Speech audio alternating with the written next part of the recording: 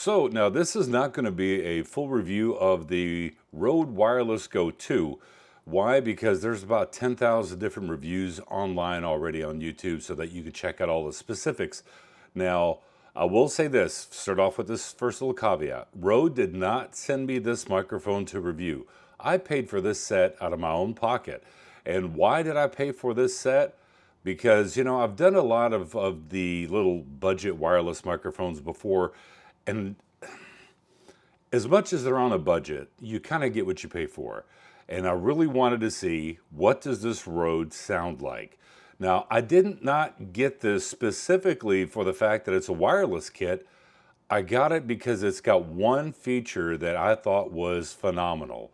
And that feature is that each transmitter has the ability to record internally. So if for some reason I was far away and I got out of distance and there was a breakup in the signal between the transmitter and the receiver going into the camera, I would not lose audio. I wouldn't hear that breakup. I would have a clean recording recorded internally, which you see it's right here.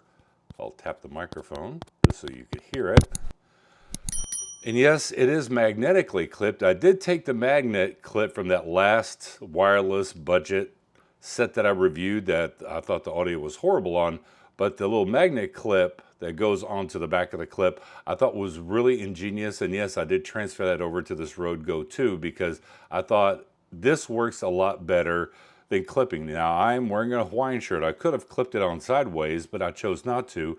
But I want to see, how does this sound? Now, we're going to check out a couple of things, because one thing that Rode did with this setup is they added the wind muff. And yes, the Rode Go Wireless Go 1 had the little windscreen, wind muff, dead cat, whatever that you'd like to call it, but it did include it, but it was prone to coming loose. Right now, they're using a bayonet style, so it kind of goes in, turn, locks in, and it stays nice and firm. So all the audio that you're hearing right now is coming straight out of this transmitter. Testing 1, 2, 3, 4, 5, 1, 2, 3, 4, 5. It's going directly into my Canon M50. And we're going to do a couple of different little testing with this, because I want to see real world, how is this going to sound? Because my ultimate goal is to take it with me someplace. Well, I'll tell you where that place is. I'm planning on using this at NAB. NAB is going to be October this year in Las Vegas.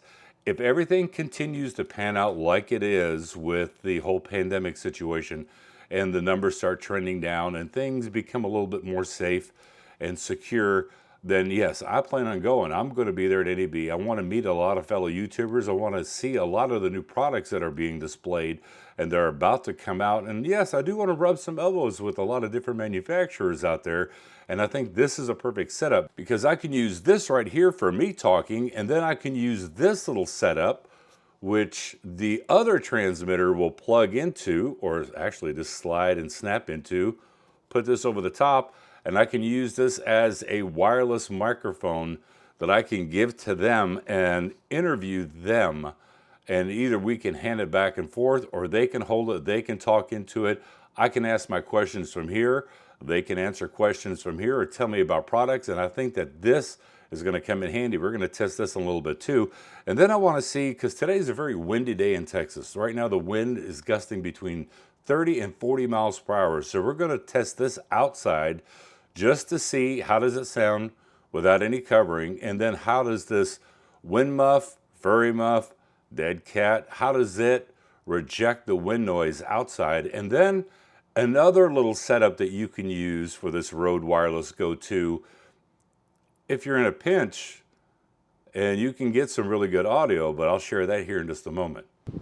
Okay, so I've got the Canon M50 outside with me right now. The wind is blowing right at my chest, so we should be hearing a lot of wind noise with this setup. Now I'm going to put the camera down, put on this little wind muff, i.e. dead cat, and see how it blocks out the wind noise. Let's see if I could do this comfortably without messing this up too much. A few moments later.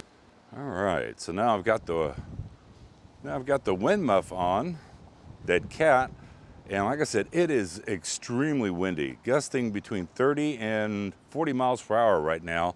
So now it's blowing still right at my chest. It may still pick up a little bit of wind noise, but I'm going to be really surprised if it's going to be horribly unusable. But just a quick little test. 1, 2, 3, 4, 5. 1, 2, 3, 4, 5. So let's see, how did this sound in compared to without having a little dead cat on there. Now I've got the little transmitter, and what I'm going to do is use it with this little external microphone bit. So we're going to slide this in. It's going to make a little noise, I'm sorry. So now we've got the transmitter in here, covered up with this foam, and hold it up like you're using a microphone interviewing somebody. 1, 2, 3, 4, 5. 1, 2, 3, 4, 5. Now, like I said, this is the ingenious part that I think is fantastic, because if for some reason there was a signal drop between the camera, or let's say the 3.5 millimeter plug was not plugged in all the way, so you never got audio to actually go into the camera, you still have that backup recording into this transmitter right here that you just download right into your computer. Testing 1, 2, 3, 4, 5. 1, 2, 3, 4, 5. Now to show you the other unique part that you could actually use this wireless Go to. Okay, so what's the other ingenious part that you can actually use with one of these transmitters? So now this is the first transmitter that I was using. It is not on right now, it is actually off, but I'm using the second one in a different way. Because let's say that hypothetically you're in a pinch. Let's say you're trying to do a nice little video recording. You're in a hotel room, you did not bring your DDS mic 2, you didn't bring an external recorder, but you want to be able to try to get some really good audio without using this in sight. Well, right now I'm using a Movo VXR10 microphone hooked up to the second transmitter that's recording into the camera, but it's also recording into the second transmitter. And I've got the little Movo VRX or VXR10 right there. So it's just about, I don't know, 12 inches or so away from my mouth. So give it a quick little audio test. 1, 2, 3, 4, 5. 1, 2, 3, 4, 5. And now there's one other test that I want to do with this. So I've got the transmitter in my hand. It is actually on. It is broadcasting into the receiver going into my Canon M50. 1, 2, 3, 4, 5. Now, if you look right here, I do have a little lapel microphone. It is one of the cheapest lapel microphones ever. So we're going to see what the audio is going to sound like when I plug this into it and see how it sounds. Does it still sound good? Because I am a big believer in, you can even make a cheap, no, let me classify that. I think that you can even make an inexpensive microphone sound better depending on the transmitter, i.e. preamp that you're using. So plug this in. Let me take a look at the top of the camera just to make sure. Still got a signal. Yep. And let me make sure it's actually, yep, it's this microphone. So now I've got the cheap little inexpensive lapel microphone going into the Rode transmitter, going into the receiver, into the Canon M50. Quick little audio test. 1, 2, 3, 4, 5. 1, 2, 3, 4, 5. Now, if you're a follower of this channel, you know that I've got a little bit deeper voice than the average person, so I'm kind of curious to see how did it pick up between the built-in microphone on the transmitter, then with the wind muff, i.e. dead cat, screwed onto it, then using a Movo VXR10 as a little mini shotgun microphone, and now using this cheap lapel microphone just to see how it sounds. Okay, one more test that I wanted to do is using it with the GoPro Hero 9 Black. Right now I'm using the media mod and the audio with this little foam cover over the microphones. So I do not have this turned on, and if you can see, the cable's not plugged in. So we're gonna just do a quick little audio test with this camera the way it is with the media mod. 1, 2, 3, 4, 5. 1, 2, 3, 4, 5. Get that cable out of the way. And then we're going to plug this in and see how it sounds with the GoPro. Okay, now hooking up the Rode Wireless Go 2. Of course, now the wind's really going. Luckily, I've got the little dead cat attached to the transmitter. So quick little audio test. 1, 2, 3, 4, 5. 1, 2, 3, 4, 5. How does the audio sound Going into this GoPro Media mod, the GoPro Hero 9, wow, that wind is really kicked up. You know, I actually want to go back and do this test again because the wind wasn't blowing really hard with the original Media mod microphone. So I want to test that out compared to this. But 1, 2, 3, 4, 5 on the road, and then we're going to go back to the Media mod. There we go. So let's just see how the Media mod does with this little wind burst. And does the foam cover really block out a lot of that wind? The wind's coming at my back, so it should be hitting right on the foam of this microphone. All right, back inside. Okay, so now I'm back to using the built-in microphone on this Rode Wireless Go 2. I will say the first clip that you heard, it was clipping just a little bit. Isn't that kind of funny? The first clip that you heard. The first clip you saw, the audio was clipping a little bit, and I had it set at negative 3 dB on the receiver. The sweet spot for me seems to be anywhere between -9 or -6 dB, even though I have the audio turned down, the preamps on the Canon M50. I seem to project my voice, as my wife says, that when I talk and people a couple of tables over can hear everything that I'm saying.